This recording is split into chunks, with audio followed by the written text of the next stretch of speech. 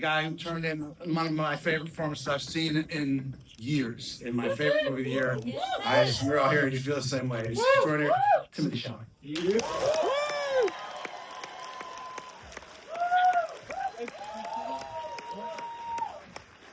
Right. Thank you everyone for being here. Thank you to Ben for taking time out of his day for doing this.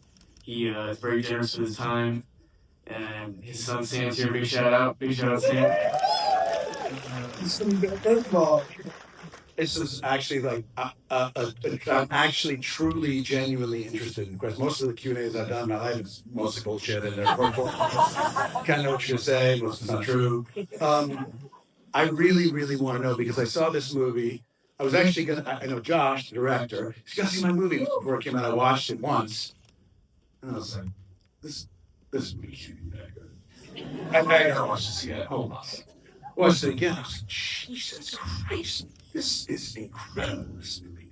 And I'm really, really fascinated by and interested, and that's so interesting. My son is an interesting footnote because I'm in the movie business. And I have sets that I go to, people that I meet. This dude never wants to go.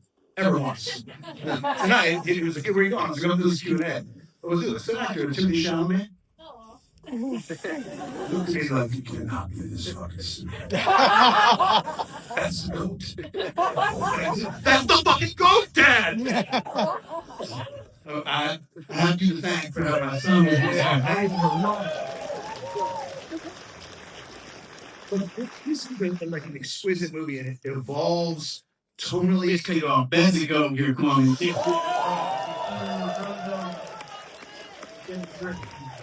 Respect your dad, fam. This is a performance that has to step along with the movie that starts. When it first started, I was like, okay, it's a late 24 movie. It's kind of world-class neighborhood salesman. It's going to be that thing. I don't know how ping pong works into it, but it's going to be that story. And then it does its incredibly richly detailed version of that. And then it opens and steps into like Mrs. Robinson. With this whole other dynamic and this whole other side emerges. Throughout, there's about 5 stages of the movie where I feel like it opens and evolves. And it's an extremely difficult movie to make.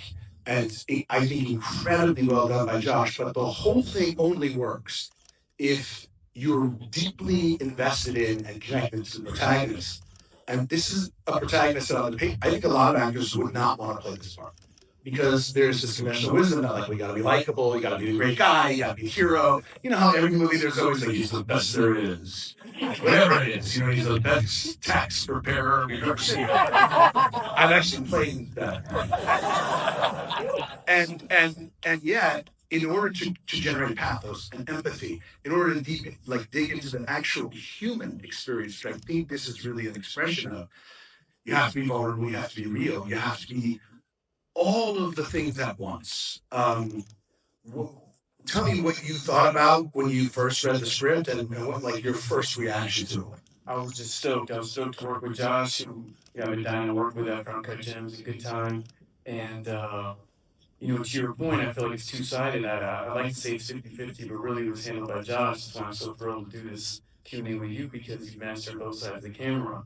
And I mastered one side of the camera, if that, and I should have said next to I will tell you what, you are 30 years old and fucking you haven't mastered. Oh, man, thank you. I'm really not a believer in not like telling the truth. And it's extraordinary. Like most actors, it's hard to get into this business. It's hard, it's even harder now. And it's hard to find good roles and it's hard to be good in them. And it's unheard of to achieve what I see as mastery at this level. It just makes me think kind of enviously, oh my God, this guy is going to have the best 30 years of any actor out there because you bring the gifts and the ambition to do both something great and something interesting, but you lay yourself out there and take all risks and you understand to pick the best partners to do it with. And that's it. That's really all it takes. But so you responded to Josh, you wanted to work with him. What was your take on the part? What did he tell you about the guy? What was his, and what was your relationship with him in terms of some directors, they don't talk, they just try to do the thing, we shoot it, we don't talk very much. Some directors don't much. It just depends what some want to be right inside the character and some what was your work relationship like? Well, you nailed it in framing it like he was a sort of an unlikable character or antagonistic at times because it's one of the chief things Josh still to me immediately was to not be judgmental towards Marty, was to take his point of view. I think, as you said, talking about the best tax man that ever prepared taxes, it can be harder to play something that's archetypal, I think, like a totally redundant hero or a totally, horrible villain. Because you got to hit that note each time. This guy's messy and human and real. I feel like we all know someone like Marty who's equally at times, inspiring. Maybe believes in dreams as much as he is a scumbag, and somebody who operates purely as self-interest. But as you know, following your career, your Boston roots, we got Boston in the house over there. Go back! There's a couple of Boston people. Patriots! I lost LA, man. I didn't know that. Holy shit. Any New York people in the house? Yeah. And it turned into New York, Boston. Just those funny. I was mentioning about just these people that they gotta have their back exclusively. When you're young, when you have a big dream, when people don't believe in it, particularly when it has something to do with something called ping pong, and doesn't inspire confidence necessarily. You gotta have your own back. That was my in to Marty as a character. You can just pursue an acting career really young. People scoff at you, or they tell you it's hopeless for all the reasons you stated before, and I really related to that, and it made me channel a part of myself in my early 20s, my late teens, being from New York and feeling like, you gotta have your own back. It's interesting because when I first saw the movie, I went and sat with Josh and kind of one of these things with him, and I sort of said, Josh, what's the movie about? And he started kind of bullshitting me.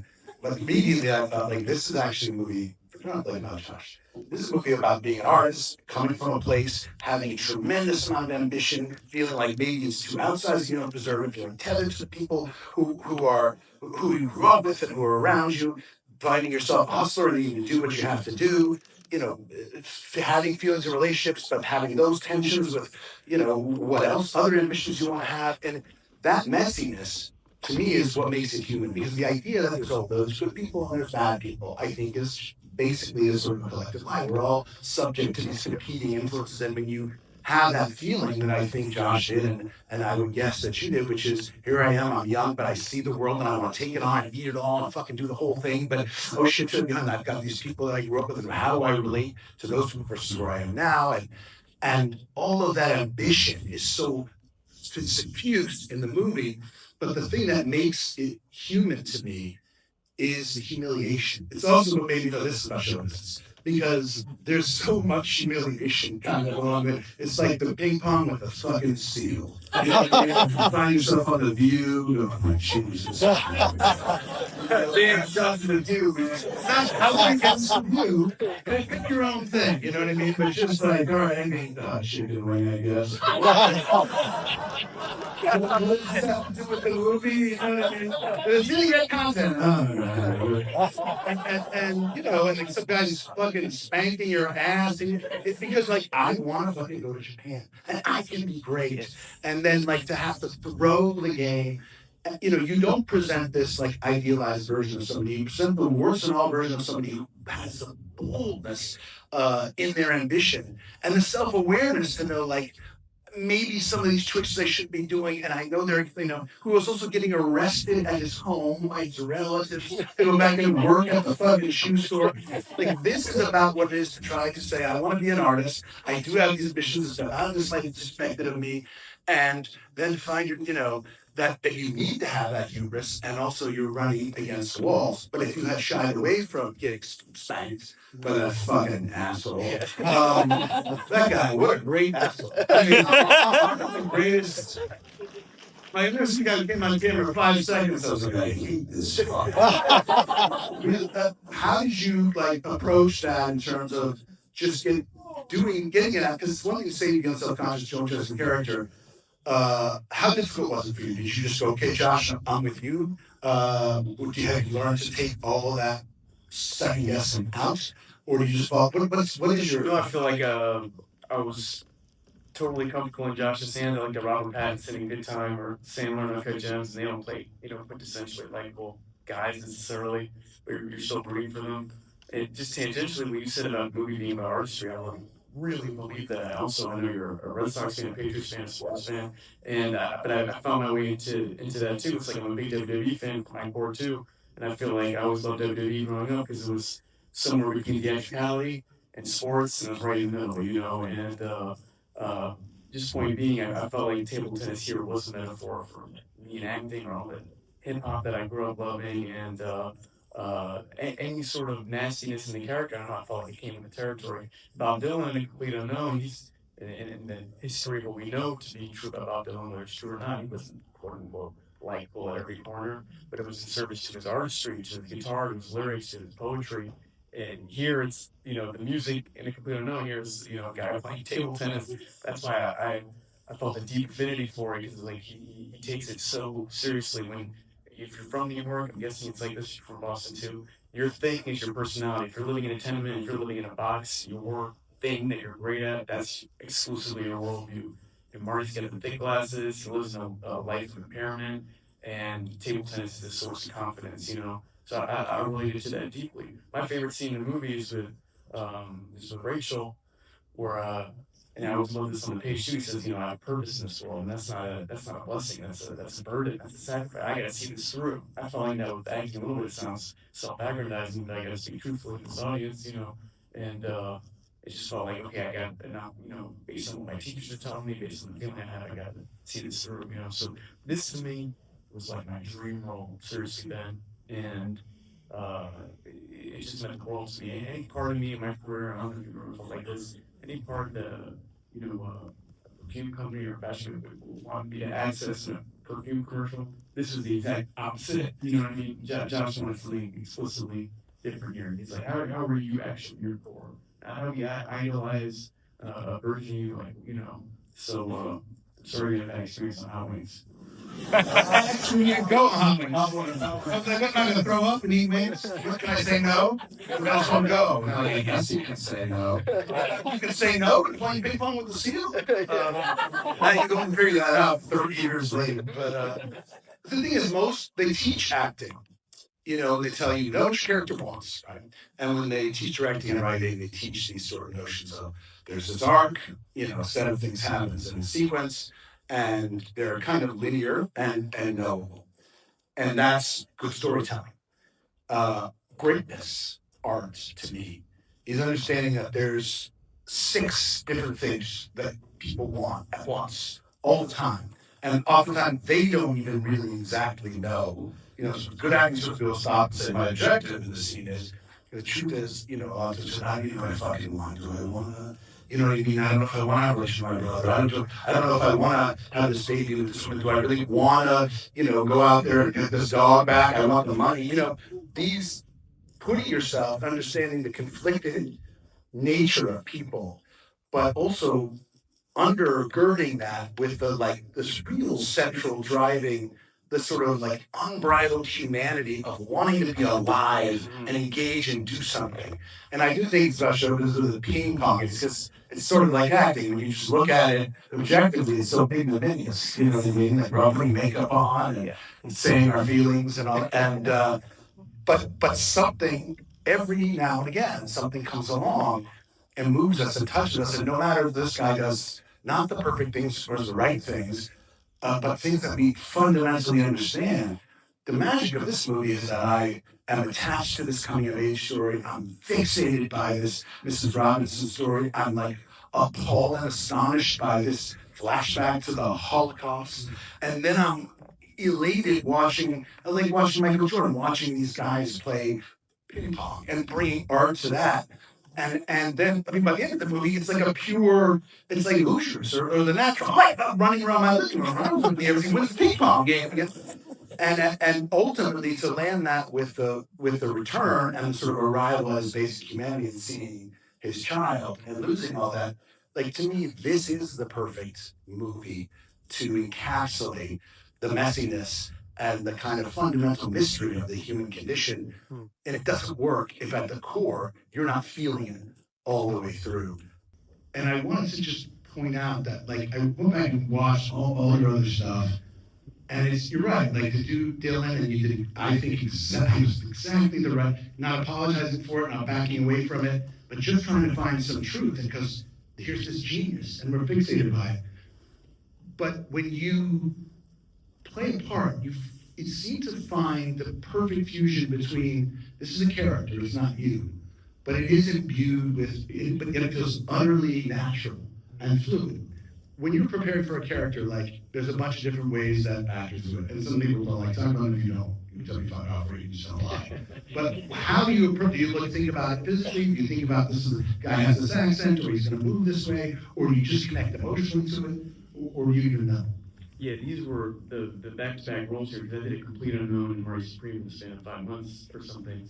And the approaches are different, because Bob Dylan's obviously a very known public figure, and that was a challenge, sort of daunting in the sense that it can almost become like an impression contest, where somebody can go, oh, this guy did better on SNL than you did in the actual, fancy Fox Searchlight movie. Here, there's a physicality approach, again, it sounds pretentious, but like Baryshnikov and Balanchine, and the way these dancers move, these classic ballet guys, I love having that attitude. And the table tennis playing, obviously, John McEnroe, Michael Jordan, these guys that were confrontational, Mike Tyson. I love the idea that in ping pong you could have like a boxer mentality. And again, it seemed kind of not silly, but like just counterintuitive in a way I like. Otherwise, with Josh, it was about channeling energy. And the first scene we shot in the movie was coming down the street when it was shot to be Paris. It was actually New York, it was in Paris. And the first note I got from Josh was more swagger, more attitude, more swagger. And I loved it, because I thought, wow, I've never gotten that note on a movie ever. So, but in a good way, like, yeah, bring more swag. I was like, fucking thing, and it blew my mind. But it was, I don't know how you feel, but I feel like the first week of a movie, or the first 3 days, were always kind of finding your rhythm. The director, you always feel like the first couple days you were bad, and I always end up liking those first 3 days. You go, wow, I was actually bringing something kind of fresh and different. So, it does, and I gotta say, like, I understand the temptation because you're young and it's a lot, and but to sort of and the modesty and humility that you obviously have, but I don't think there's any need to apologize for trying to do something great. Like, nobody ever did anything great just accidentally. Like, I was actually just trying to be mediocre and showed up, and I did Sistine Chapel. Like, it doesn't work that way. We all aspire in our way to bring art to our lives, to do something special, be something great. Like, I think that ambition that's so writ large in this movie, it has to be part of being out here trying to do this, because you have to stretch yourself so much, you have to take so much in the way of risks. And I understand the PR of it all, but I really do think you want to say, yeah, I'm trying to do something great, because if anything else, the people that know, like, if you like this performance, then come on, let me try to do something great. That's the point. I think it's kind of beautiful and inspiring. I also hear all this shit about that, this like Q&A where I just talk. We're getting an actor and shit. Let me tell you about my work. Dude, you're not in this. I just think that, like, we hear all this talk about movies and the quality of movies and changing movies. Like, this is it. This movie is as good as any of those movies that people talk about. They become enshrined in our mind in the special with distance, but this is what it looks like when they just come out. And in 10 years or 20 years, it'll be on the list, and it'll be, you were young, we older, and we telling kids, like, no, Marty Supreme is actually what it's all about.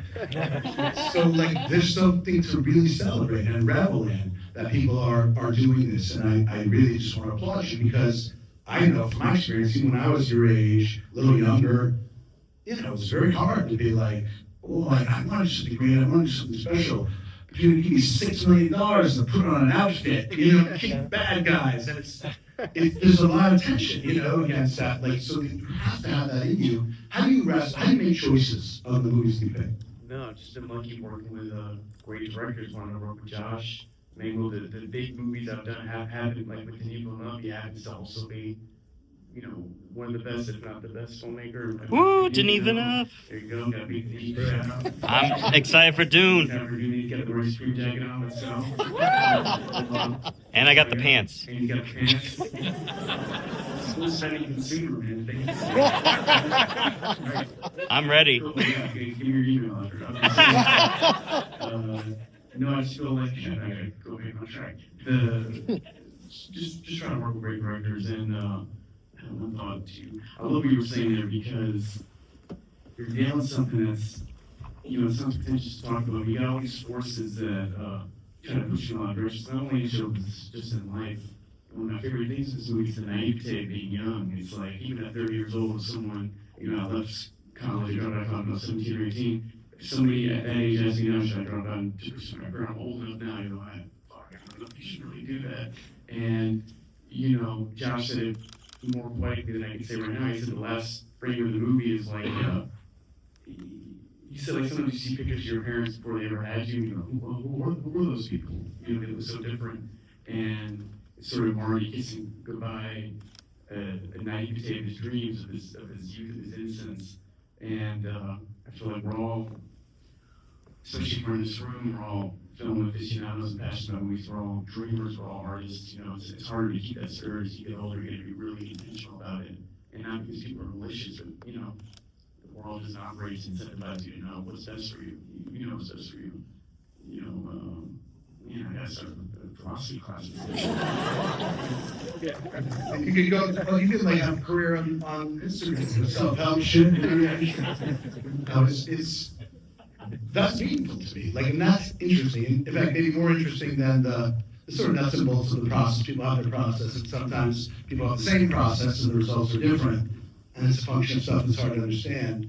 And I can say that it's like, I'm now old enough to say pretentious things. Because that's what happens, you get old, you get gray hair, you should be like, yeah, that guy. And then you can be like, listen, the truth is. I'm like, wait, so why was I saying all this shit when I was younger? I had a lot of those ideas, now I've forgotten them all. That's the downside of getting older. But the one question I do want to ask you about the process, because I've faced this myself in my life, looking, okay, you have a short nose, you gotta go do something, and you gotta play a guy who's really good at ping pong.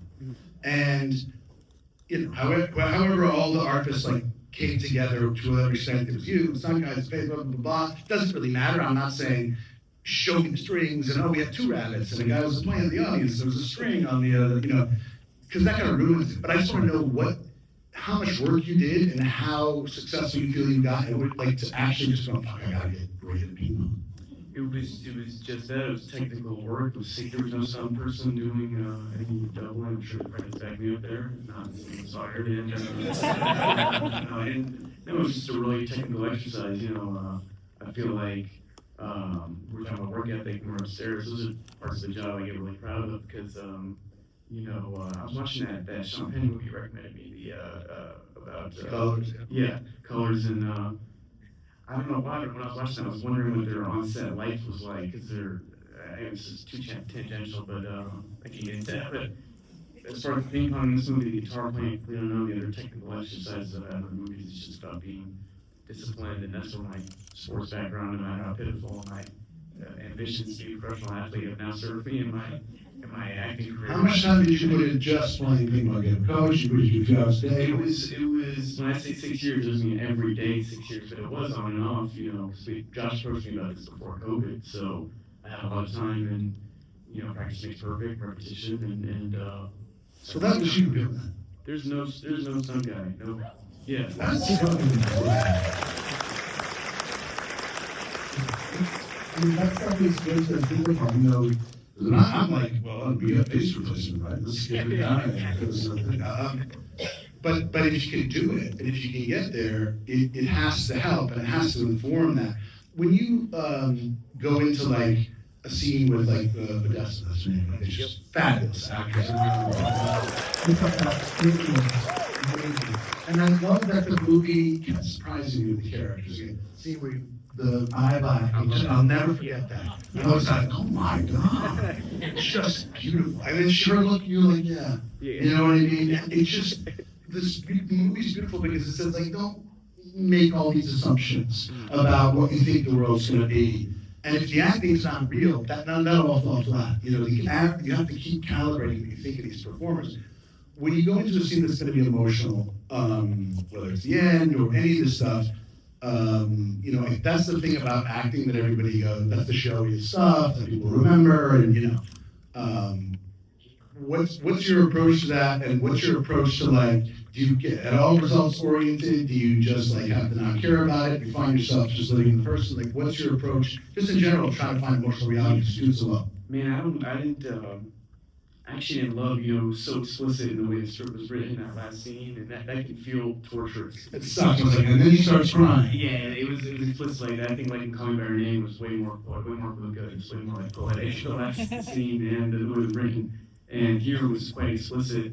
And Josh, I remember Josh was like, when I had my kid, I was fucked up, man. I was like, but so like, I get it, dude. I know it's supposed to be like a really intense thing, And you get to say you're obviously nervous. There was one grip I had gotten close with over the course of the shoot.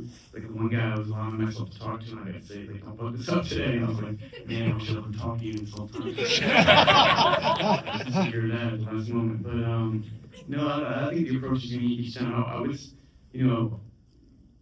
these scenes, the last two scenes are similar in Calling By Your Name, and this they end on the guy weeping. I think they represent different things. There's different quality to them. But I was saying, scenes in movies where I gotta be emotional, I always find it way easier to be opposite someone. Tether as opposed to staring at you hear the focus shifting. And then you have a real newborn shaking off your head. They were like, the kids went home to this tennis ball. And action. You're right. And I'll say we're switching out the newborn, which is odd. Like, I just wanted with this thing. That's true. And yeah, that's fucked up. But there's also all sorts of rules, which is obviously very needed. I think like a baby can work 10 minutes at a time. If you can work 10 minutes, you should work no minutes at a time. This movie feels like the writing is spectacular, and that it always means something. It's always moving the story. It always feels real, but it never ever feels like writing. I didn't read the script. I was actually going to do a movie with Josh for the strike, and then the strike happened. And I was like, and I was coming over, and he was like, "Hey, Josh, are we going to do that movie?" He's like, "Nah, actually, I think I'm going to do this other movie, the ping pong movie." And I was like, "Yeah, you'll regret that." Doesn't regret it. But when you get a script, and you look at it like Josh, like, how much freedom do you have to? You feel like I got to say all those lines? Do you feel like it doesn't matter what I say? Is he open to doing that, and do you like to improve it? Absolutely, and what I've learned over the process of doing these Q&As with Josh and Ronnie Bronstein, who co-wrote it, is I think there can be, it's insecurity is too strong a word, but they don't want their writing to be misinterpreted as juvenile or something. And so we've done Q&As where at times from my school about Dylan, I'll go maybe, they were over-explaining shit, but now I've gotten it 3 months after the movie being out, 2 months, because I see that they don't want their work to be misunderstood, and to the degree that when we're working on it, they really did want me to be ultra memorized, and they were right in doing so. The words are fabulous, and I think because the tone is so chaotic, they were used to the way actors could misrepresent the tone in a very simple example, dropping too many F-bombs or being really chaotic, adding too many ad-libs, and I can see how masterful they were. Probably a good time, a good job. No, these are like traps for an actor. Don't just over-accentuate everything. And their words, and even their line delivery is too strong. But even like the whole thing about like you want to get physical, like an ape. They were so precise about that, and then it wasn't particularly funny to me in the moment, or yet pretty genius. And I watched it with many eyes. And go, wow, that's like one of the lines that really hits. Okay, so it sounds like a comedian or something, but they were super intentional. Definitely there was room to improvise. Whenever things felt right. That scene with Razzo Sloman, Bill gave that name Razzo. He plays my uncle in the movie. He plays Murray, and then getting arrested. There's ample room there. You don't yell about the toiletries and shit. None of that's certain. But that has to feel like you can't just pause there. So the scripted when him as the kid's nephew, the guy named Bester. He's like, give me a coffee. He's like, try to do business. See it like men. Shut up, give me a fucking coffee. That was generally, no, I think the like men came in on the day. Ronnie would come in with like that. I was dying during this. Many scenes where they're obviously not cutting me, but I was dying, just laughing so hard. That was one of those things. My screen was falling. Yeah. When I was younger, I remember like me and Matthew were in high school, and we were like really nerdy like actor kids that took our shit really seriously. And we watched all the movies, all 70s movies. And it was like, Dustin Hoffman and Pacino and De Niro and all these icons, and then there was Sean came along and Denzel, and there's so many actors that I really looked up to, watching it was over and over and studying that. So I watched Colors, I was looking to Ball and Sean Penn, what do you have to see it? Who are the actors that you really admired, like when you were younger, and who are the actors that you respect and look up to now and admire? Just not a complete list, obviously, but just comes to mind. No, well, yourself, obviously, I'm not saying. That's what I was looking for. It's the truth. I don't know what the line is now because I haven't seen Shakespeare in Love in a while, but you have such a great pompous actor, and I'm forgetting what it is. The easiest thing in the world for actors to touch into is egomania. But no, tell me. I can go section by section, really. Like my mom works for Actors Equity in New York to this day. It's a stage union in New York, and so she had brought me to a lot of great plays growing up. Denzel Washington. I just saw a video where he's pronouncing his name correctly. It's Denzel, it's not Denzel. It's like Denzel. That's what he's saying. You correct pronounce it anyway. And maybe she doesn't fuck with people. You've all been saying my name wrong. And no, but I saw him in many in Fences with Viola Davis on Broadway when I was like 12 years old. Edward Norton and Birdman truly was transformational for me because he's once more playing kind of a pompous version of an actor who thinks he knows everything right, but it's also very inspiring. Joaquin Phoenix, The Master, Leo, basically everything. And then in recent years, don't say yourself, That's the right answer for Shakespeare Love. I think that's what it is. I've never seen it in my book. No, that is the one. Shit, man, I want to give you a good answer. Fucking A. You know what?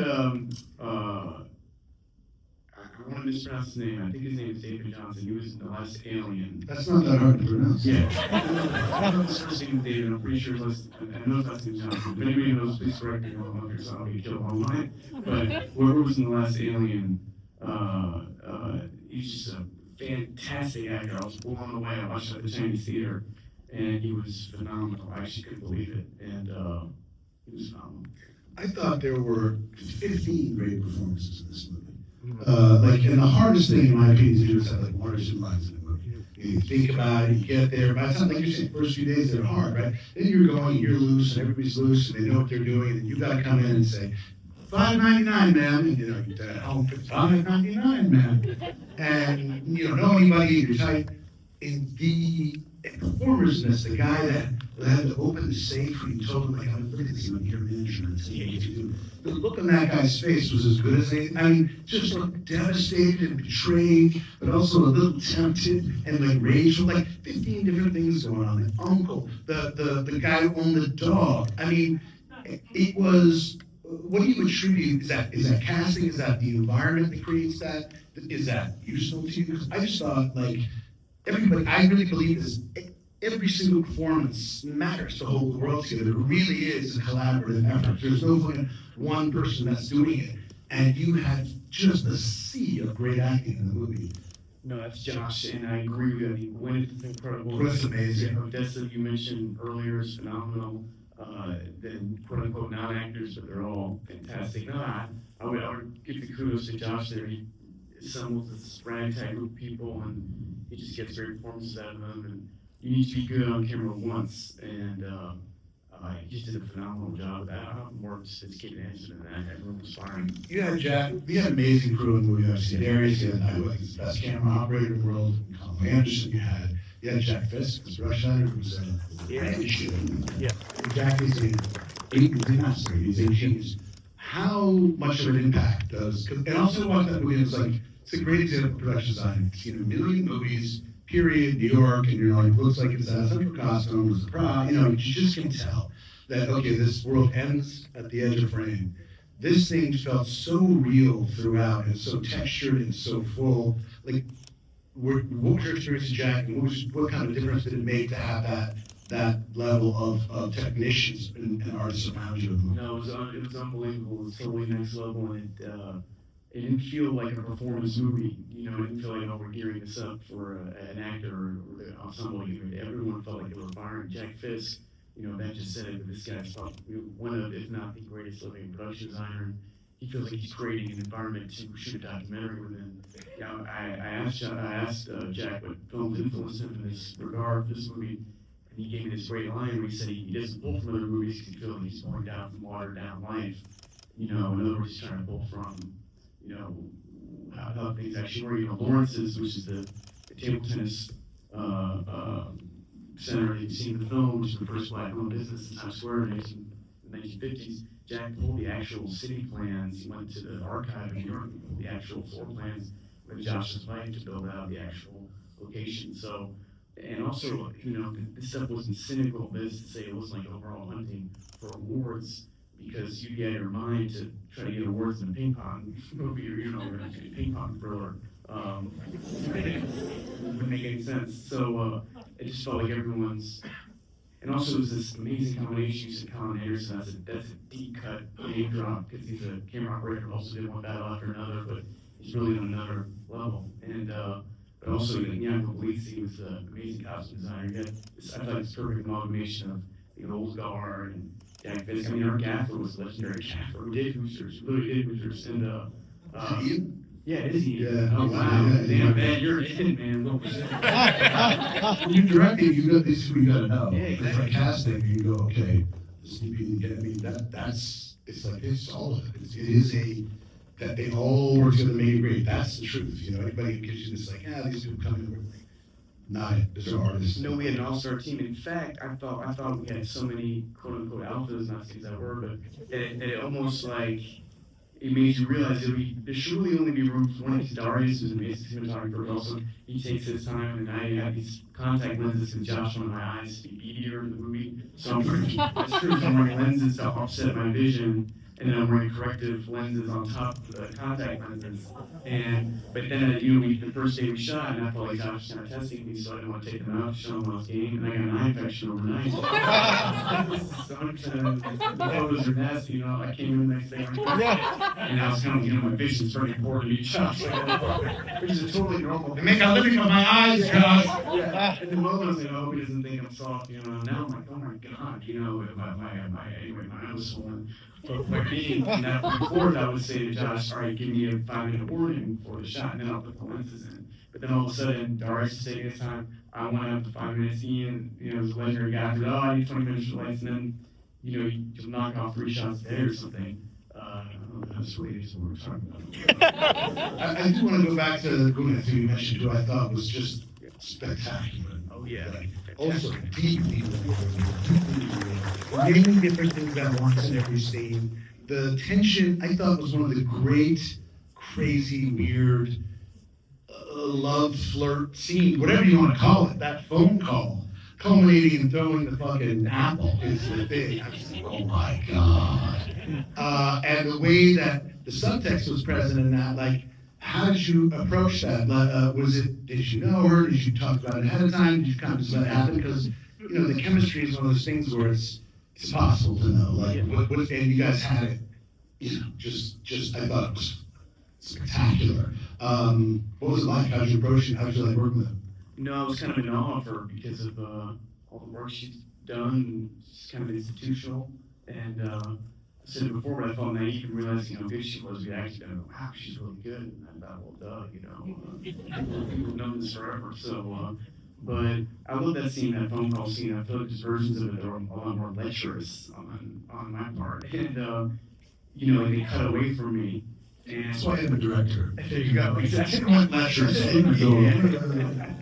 And no, it's true. And I just know I love that scene. It was easy going. It was like, She was super did easy. you get to know her? Or did you keep the distance and tension and let that be part? I thought she was really warm. The amazing thing with Gwyneth is she was unbothered. You know, I think everyone else, including myself, was desperate to be there. And I don't feel like Gwyneth, you know, her life is awesome. No, that's what. Her life, Yeah. her life was awesome. It was going to be awesome regardless. Oh, but she hasn't worked. That's the other thing. Coming back and doing something like that. But I think that affect was, to me, seems part of what she was doing, because that character had this lovely, poignant, tragic combination of having felt as though she was this person and a sort of sorrow at the way her life had kind of delivered her, but also wanting to maintain the dignity of it.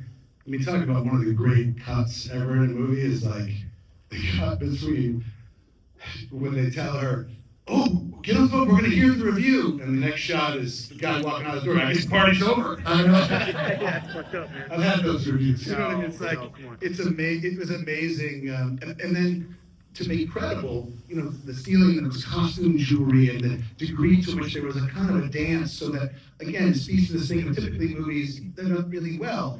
They're faithful to the one central idea that they have. We got to get a character from here to here to there. And you allow it to be multiple things at once. So she hates you, she loves you, she's attracted to you, does she like your attention, does she feel contemptuous of herself, of you, of her husband, of money, and all of that was just the soup that was present, but there was something about what was happening where I believe you were going back and forth, but for her to be going out and, you know, to the park and all, again, like having this vulnerability and then shutting down again, is what makes it innately human, and that takes, you know, that's very, very hard to do. And I know, or I admire his reactions, but I thought that was like a just astonishing performance. It's one of those really, really special films that, you know, honestly, I'm glad that I was alive to see it. It's an honor to sit here and talk to you. I think you're a guy that's, you know, once every 30 years or so, somebody comes along who is magnetic and fascinating, but also deeply talented, and who has the integrity and the sort of bravery to try to make their own way rather than follow the way things are supposed to be, what they've been done. I see you doing that. You're ahead of the fucking game at 30. You're, to me, what like James B. Dean would have been if he hadn't got killed. I can't wait to see the rest of your career. I hope you don't drive your Porsche fast. Thank you very much.